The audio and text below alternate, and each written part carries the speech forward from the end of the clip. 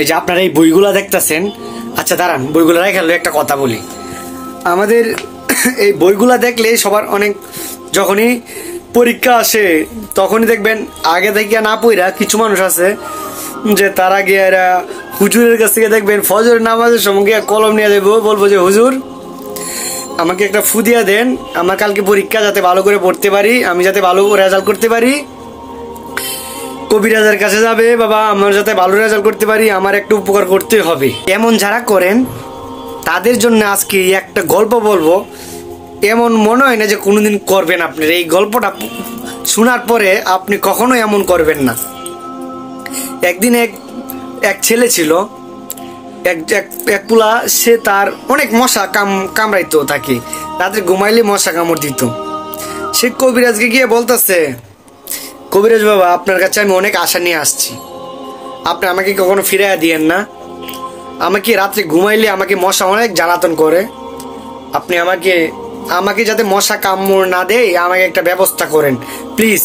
আপনি আমাকে ব্যবস্থা একটা করতেই হবে, আমি এখান থেকে না যাবো না। না সোরবান্ধা সে তো আজকে আর না যাবে না। কবিরাজে কি করছে, মাথা খাটাইছে, একটা তাবিজ দিছে, বলছে তুমি যখন ঘুমাবা তখন তুমি বালিশের নিচে রাইখা তুমি পরে ঘুমাবা। তার কবিরাজের কথা মতো বাড়িতে গেছে, বাড়িতে গিয়া রাত্রে হয়েছে, ঘুমাইতেছে। পরে এই যে কবিরাজের কথা মানে বালিশের নিচে রাখছে, পরে রাত্রে হয়েছে, ঘুমানোর পরে দেখে তাকে মশা কামড়াই দিয়েছে, মশা কামড়ানো বন্ধ হয় না। সে তো ক্ষিপ্ত কবিরাজকে অনেক বকাঝকা করতেছে যে কবিরাজ আমার সাথে বেইমানি করছে। সকাল হইয়া লোক কবিরাজের খবর আছে, কবিরাজের পরে দেখছে না কবিরাজ আমাকে কি তাবিজ দিছে, আমি খুইলা দেখবো। পরে সে খুইলা দেখতেছে, বলছে তুমি যদি মশা থেকে বাঁচতে চাও তাহলে তোমার মশা টাঙিয়ে ঘুমাইতে হবে। দেখেন মশা টাঙানোর কোনো কি কবিরাজে ফু দিলে কাম আছে?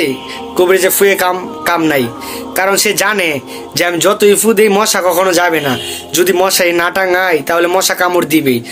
আর আমাদের যদি আমরা পরীক্ষার আগে পড়াশোনা না করি তাহলে আমাদের কবিরাজে যতই কলমের মাঝে ফু দেউক, আর যতই তুমি নামাজের সময় গিয়া তুমি তোমার এই যে হুজুরের কাছ থেকে যতই কলম ফরা নিয়ে আসো, কলমের মাঝে ফুনিয়ে আসো, তোমার তখন লেখা হবে না। আল্লাহর কাছে তুমি চাইতেও পারো যে আল্লাহ তুমি আমাকে মেধা দিও যাতে আমি পড়তে পারি, কিন্তু তোমার চেষ্টাটা করতে হবে, পড়াশোনা করতে হবে।